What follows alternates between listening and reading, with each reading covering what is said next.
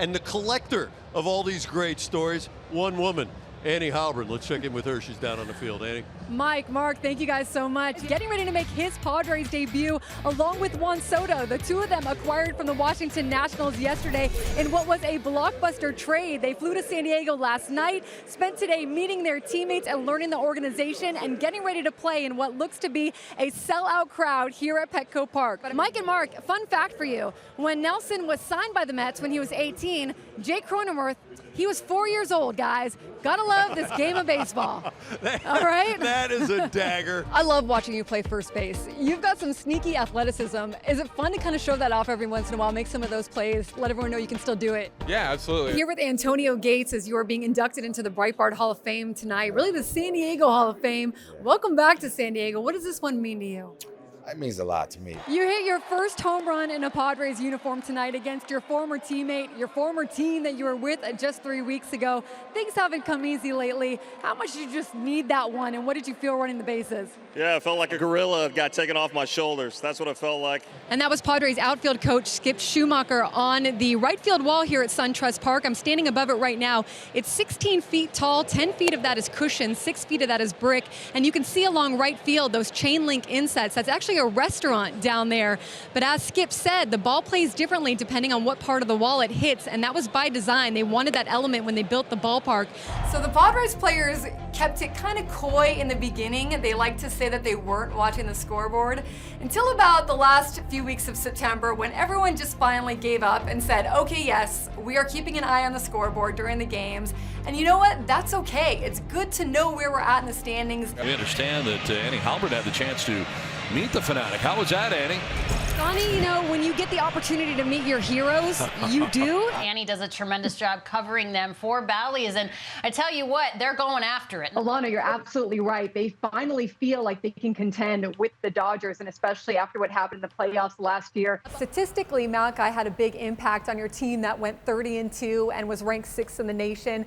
How did he affect the team in ways that don't show up in the stats? You and Devin Watson both with good games tonight. Michael Sohikish with contributions as well. You guys will be honored next week at senior night. How meaningful are these next few weeks for you, knowing that this is it? It's everything to me. You're like Adam Schefter from NFL, checking your phone in the middle of sound bites and stuff. You never know when it's going to come through, Mike. You never know when you're going to get that breaking news. And to see you keep elbowing me, man. What's the deal?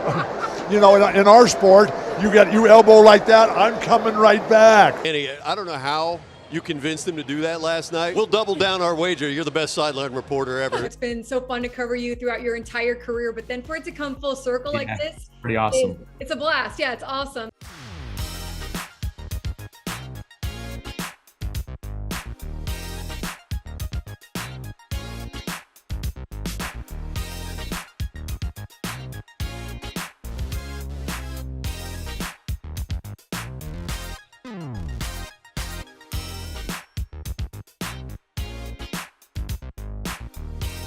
Sean Manaea actually grew up 90 minutes from here in Wadera, Indiana. He used to come to Wrigley Field as a kid for field trips and to catch a few games. He actually saw Greg Maddux pitch here. The man behind this Polaroid camera is Joe Musgrove, and those were some of the photos he's taking all month long. This was an idea inspired by the camping trips he and his girlfriend take. They always bring along a Polaroid camera, and he thought, why don't I bring one to the ballpark and snap photos of some of the big moments and memories from throughout the season. That's what he's been doing after home runs or in special situations. He'll take a photo, and his teammates and the fans have been loving it. I feel like you're the perfect person to debut this new beer because you're from San Diego. You grew up in East County, went to Valhalla High School, so you know what San Diego's like and what these fans are like. Halftime here at the Jenny Craig Pavilion, and we are tied between USD and Long Beach State. Well, Torero's head coach Sam Scholl proves you really can go home again.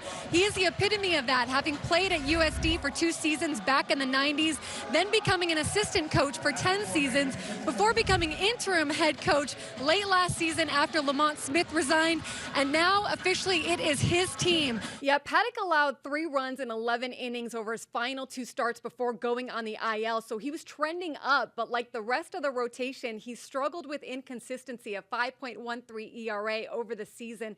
And the last time he faced the Diamondbacks, 5 earned runs in 2 1/3 innings pitched. Now, Joe Musgrove watched his sim game the other day, said he thought it was the best he's seen Paddock look all season.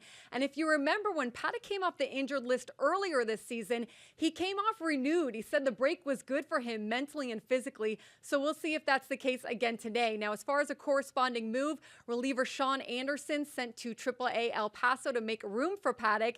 And for more on tonight's starter, let's get it up to the guys in the booth, Don Orsillo and Mark Grant. Gentlemen. Thanks very much, Annie.